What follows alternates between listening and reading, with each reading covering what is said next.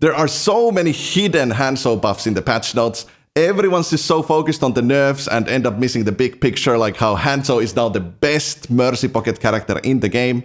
I'd say this version of Pocket Hanzo is the strongest Hanzo has ever been, unless you count Scatter Arrow, but yeah, I say this after getting to playtest him already. But yeah, let's go through everything that's going to change from the Hanzo perspective, but first, some first impressions. So, like I said before, Pocketed Hanzo is disgustingly good, but the changes themselves are really fucking bad.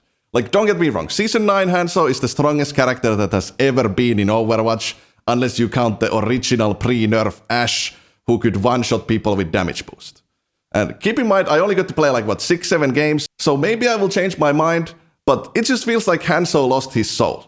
It's not as fun and satisfying anymore. Doing anything except spamming at head level is suboptimal since you can't get reliable picks anymore, and the arrow hitbox is so huge now, it just all encourages spamming, you know? So repositioning to catch enemies off guard is not really worth it in my opinion, unless you count like trying to hold space by off-angling on a high ground to take advantage of the new healing passive, but more on that later. The main thing I got from playing without Pocket is how it just felt so bad catching someone off guard. Like, I would just headshot that scoped in Anna, and she just runs away with 10 HP left. On the flip side though, I felt like I was destroying tanks, because the double hitbox size made me do crazy shit like 5 back-to-back headshots on the enemy Mauga, since the tiny AD spam that all tanks do doesn't really work against the huge arrow hitbox. But yeah, obviously the global health increase is a huge nerf to Hanzo, but it's a huge nerf to all other DPS characters as well. Like, I assume other DPS characters feel really fucking bad to play right now. Like, for example, Cassidy and Ashe need both 1 extra shot to kill a target now. I really can't say yet how strong or weak non-pocketed Hanzo will be, because you have to take into account that every DPS in the game will be weaker now. So, like, I only got to play like, 6 games. But yeah, the 50 extra HP for both Hanzo and Mercy makes the combo even harder to kill. Which means you're more likely to survive until that Cassidy or Soldier needs to reload. So you get what I mean, right? And the Storm Arrow's got a huge buff as well. 10 damage more per hit, so technically 50 damage extra, and everyone else has 50 more HP. But there is also now the 2-second shorter cooldown. So if you play without Pocket, the strat is to just pop Storm Arrows if you headshot someone, and then try to land a shot on them as they run behind cover, or, you know, do a sick bounce shot if they already got behind cover. For Pocketed Hanzo though, it's gonna be kinda disgusting. Every 8 seconds you will shoot out 5 Storm Arrows at head level in less than a second. You hit even one of those shots for a 195 damage headshot, and assuming that your Cassidy hit even 1 body shot on that guy before, he's already dead. But even if you're the only one dealing damage, the guy will be out of the fight with 55 HP left. Just frustrated, spamming I need healing until he accepts that the Kiriko is never coming back from the grocery store. If you have watched my aim guides, you know that it's way harder to hit targets who expect the shots, but unfortunately on Pocket Hanzo, the enemies will always expect the shots. But that's where the arrow hitbox increase and the ultra tankiness of Pocket Hanzo comes in.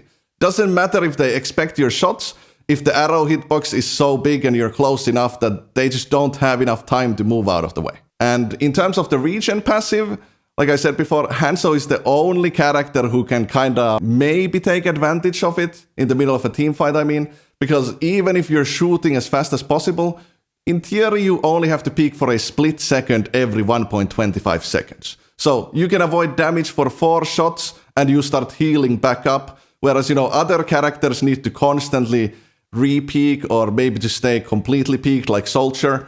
So you might be able to just play a bit more carefully to self-heal instead of having to pack up when you're on Hanzo. You also have to take into account that the enemies are now more incentivized to spam your high ground after dealing damage to you, since, you know, they need to stop that self-heal from triggering, or the damage they didn't actually do anything, and then they're coming in and I'm just gonna shoot them from the side and whatever. But yeah.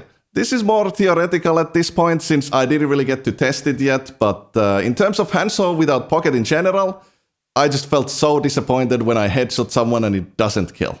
And if I headshot someone and it is a kill, I'm just as surprised as my opponent. So now it's both the log shooter and the one who gets logged who feel surprised when they actually die from a headshot. And from the enemy's perspective, since Hanzo doesn't one-shot anymore, you kinda have to risk it and run into the arrow spam every time and just hope that when you take that headshot, you're at full HP so you can get in cover with like 10 HP left or something. And you still have to risk it against Pocket Hanzo as well, because, you know, the Hanzo can't get damage boosted all the time, especially if you're playing aggressively dealing damage to him, so the Mercy will switch to the heal beam. So once again, even with Pocket, both parties just feel surprised when the headshot actually kills, because, you know, you as the Hanzo player can't really keep track of when you're actually damage boosted or not. You might be hitting a headshot, but you got heal boosted, and then you're just upset because, you know, you could have killed him with the damage boost, but just don't flame your fucking Mercy Pocket, like, come on. It's not her fault. You took damage, stop taking damage then, like, what's the... So overall, the feeling of randomly dying to Hanzo didn't go away at all. These changes just paradoxically turn Hanzo into the stereotype that was already forced on the character all these years, where you just get lucky or unlucky. Not saying Hanzo doesn't require aim or skill anymore, it's just that even if you have the aim, even if you hit the headshot, it's the Lord who will decide if the headshot kills or not. I predict that Hanzo hate is gonna be reaching those Overwatch 1 Season 1 levels, where people will straight up just throw when they get Hanzo in their team, because unless you're pocketed, the value of Hanzo becomes a tiny bit harder to see, since it shifts more into making space and applying pressure to the enemies. But I don't know, maybe people will just think that Hanzo is disgustingly OP with the hitbox changes. And on the flip side of the coin, the no-skill spam character hate from the enemy team is just going to be worse than ever before as well, since the whole playstyle is shifting towards that spamso stereotype that people hate so much. It's an extremely tough situation for Hanzo though. Like, I see why the developers made these shit changes, because with the hitbox sizes being doubled, it's disgustingly easy to hit headshots in some situations. But at the same time, you can't really nerf Hanzo's damage so much that he doesn't even one-shot with damage boost. So Hanzo is like the annoying edge case that you can't really fix. I personally suggested them to lower the Storm Arrow count to like 2 or 3, maybe lower the cooldown a tiny bit more, and then bumping the damage back to 125 for those 250 damage headshots. This way, you know if the headshot will kill or not. And there is not enough extra value in pocketing Hanzo. But still, the problem would be how easy it is to hit headshots now, but I think it would be at least better than what we got now in terms of how frustrating it is to play Hanzo and play against Hanzo. But yeah, I'm going to make a better video later this week after grinding a lot of comp with testing these changes, so subscribe if you don't want to miss it, and come check me out live on the stream if you don't want to wait for the next video. So yeah, thanks for watching, I'll see you in the next one. Mwah.